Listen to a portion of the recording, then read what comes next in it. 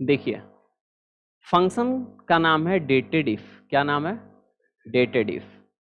ये dated if function करता क्या है कि आप कोई डेट लिखे हैं, उस डेट से आज तक, उस डेट से आज तक, आज तक का मतलब एक्चुअल में जो आज डेट है कि जो सिस्टम का डेट है, जो सिस्टम का डेट, क्योंकि कोई भी काम सिस्टम के डेट के अनुसार होता है। तो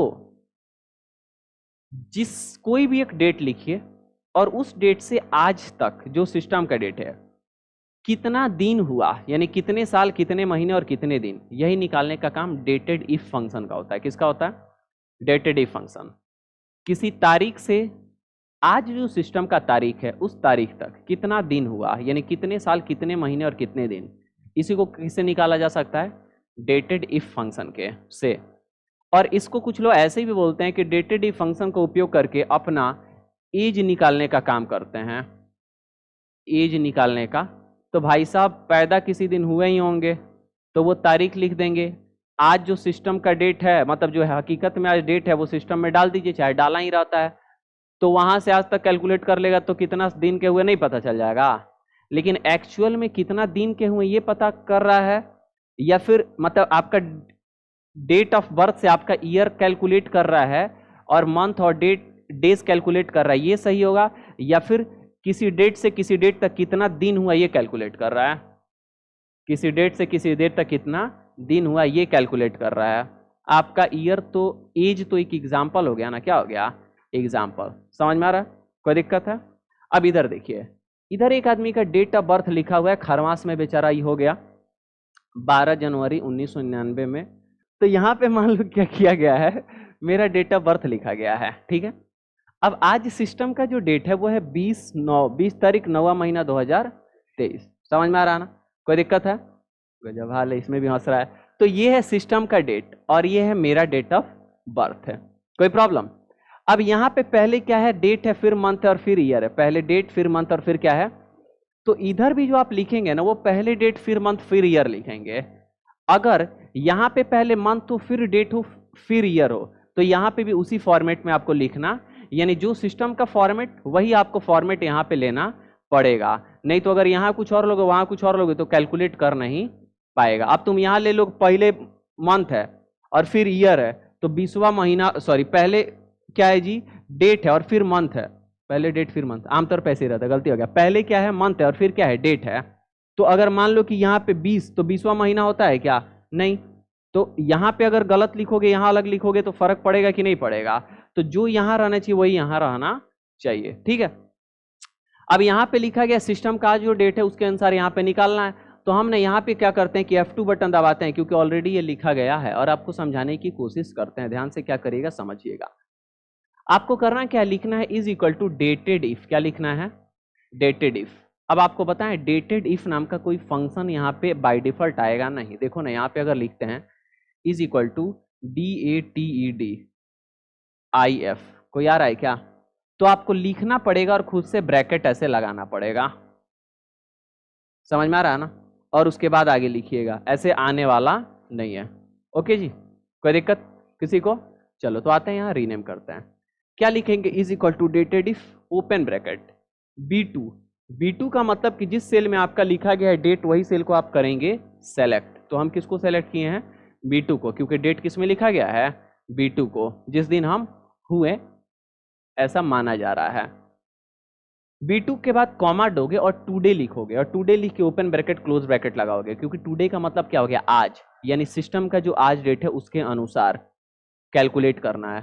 समझ में आ रहा है? कॉमा डबल इन्वर्टेड कॉमा में वाई लिखोगे, ईयर्स को कैलकुलेट करने के लिए ऐसा फॉर्मेट बनाया गया। फिर ब्रैकेट क्लोज करके एंड लिखोगे और फिर डबल इन्वर्टेड कॉमा में ईयर्स लिखोगे, और डबल इन्वर्टेड कॉमा में ईयर्स लिखने के बाद कॉमा लगाओगे और फिर डबल इन्वर्टेड कॉमा क्लोज करोगे। यहां से यहां तक हो गया सिर्फ ईयर निकालने के लिए। क्या निकालने के लिए? ईयर। लेकिन मंथ भी निकालना और डेज भी निकालना है, तो फिर उसको दोहराएंगे। क्या करेंगे? कॉमा लगा के डबल इन्वर्टेड कॉमा क्लोज किए, फिर लिखेंगे and dated if B2 comma today open bracket close bracket comma double inverted comma में YM लिखेंगे। यहाँ पे Y था, यहाँ पे क्या लिख दिया? YM। Bracket close and double inverted comma में मंथ्स लिखेंगे। यहाँ पे ईयर्स था, यहाँ पे क्या लिखेंगे? मंथ्स।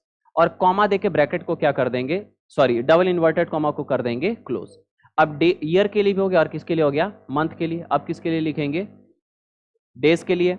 तो क्या करेंगे, लिखेंगे एंड डेटेड इफ, फिर लिखेंगे B2 comma today open bracket close bracket, यहाँ पे वाई था, यहाँ पे YM था, यानी ईयर्स था, ईयर्स मंथ था, यहाँ पे मंथ और डेज हो जाएगा MD। कोई दिक्कत है? डबल इन्वर्टेड कॉमा क्लोज कर देंगे, ब्रैकेट क्लोज करेंगे और एंड लिखेंगे, और फिर डबल इन्वर्टेड कॉमा में डेज लिखेंगे और डबल इन्वर्टेड कॉमा क्लोज करेंगे। अब आपको एक बात समझ में आ रहा होगा, ये फॉर्मूला जो है इसको बस फॉर्मेट को याद करना होगा। क्या करना होगा? फॉर्मेट को याद। अब एक चीज आप थोड़ा नोटिस करेंगे, यहाँ डेज जो है वो डबल इन्वर्टेड कॉमा में है, लेकिन कॉमा लगा के डबल इन्वर्टेड कॉमा है कि बिना कॉमा के डबल इन्वर्टेड कॉमा क्लोज है? बिना कॉमा। जबकि यहाँ कॉमा लगा के है और यहाँ भी कॉमा लगा के है कि नहीं? कोई दिक्कत है? समझ में आ रहा है? क्यों है? इसके पीछे रीजन है, हम आपको क्या कर रहे हैं बता रहे हैं, ध्यान से देखिए। इंटर की आंसर आया ना, 24 साल 8 महीना 8 दिन। वाह क्या बढ़िया है, 24 साल 8 महीना 8 दिन के हो गए, मृत्यु के हम करीब पहुंच चुके हैं, आधा जिंदगी बीत चुका है। ठीक है, आधा से ज्यादा भी बीत गया होगा, कौन जानता है, कुछ भी हो सकता है। आज का नहीं निकला है? मतलब अच्छा, मतलब ये करो आज का नहीं निकला, 8 डेज दिखा रहा है। अच्छा ये करो कि 12 तारीख से और आज कितना तारीख है, 20 तारीख है, ये करो। ठीक है, वो सिस्टम का अपना लॉजिक है कि कहां से कहां तक क्या करेगा, वो कैलकुलेट स्टार्ट प्लस एंड जो है वो लेके करता है। ठीक है, तो यहाँ पे ये हो गया। अब मान लीजिए आपका मन है कि सिर्फ ईयर और मंथ ही देखना है, डेज नहीं देखना है, तो तीसरा जो डेटेड इफ है उसको आप डिलीट कर देंगे। क्या कर देंगे? डिलीट। तो यहां से हम डिलीट करते हैं, और डिलीट करते करते इधर देखो डिलीट करेंगे और यहाँ पे आ जाएंगे। आ गया ना? अब यहाँ पे कॉमा हम लगा के ही रखते हैं और डबल इन्वर्टेड कॉमा लगाए हुए हैं। इंटर जब करेंगे तो देखो यहाँ पे कॉमा आया कि नहीं आया? आया ना? यहाँ पे भी कॉमा आया। लेकिन जब कंट्रोल जेड करते हैं तो देखो यहाँ पे कॉमा है।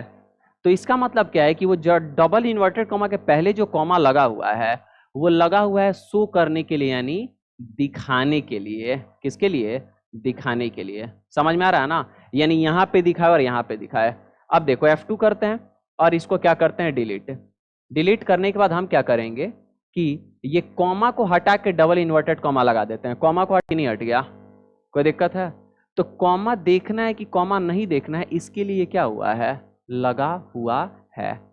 लेकिन वही मान लीजिए कि आपको सिर्फ और सिर्फ ईयर्स देखना है, तो आपका जो दूसरा नंबर डेटेड इफ है उसको भी क्या कर दीजिए? हटा दीजिए और ईयर्स तक आ जाइए। कहाँ तक? ईयर्स। अब कॉमा हटा के डबल इन्वर्टेड कॉमा लगाइए, कॉमा अगर रहेगा तो यहाँ पे कॉमा क्या करेगा? दिखाएगा। ठीक है, हम क्या कर देते हैं? कंट्रोल जेड और यहाँ पे फंक्शन को फिर से हम दिखा दे रहे हैं।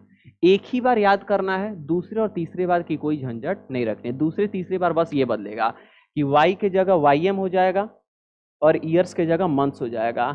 तीसरे में YM के जगह क्या हो जाएगा? MD हो जाएगा, और मंथ्स की जगह क्या हो जाएगा? डेज हो जाएगा। ठीक है जी, कोई दिक्कत किसी को?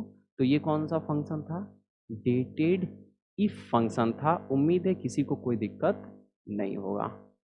आया समझ में?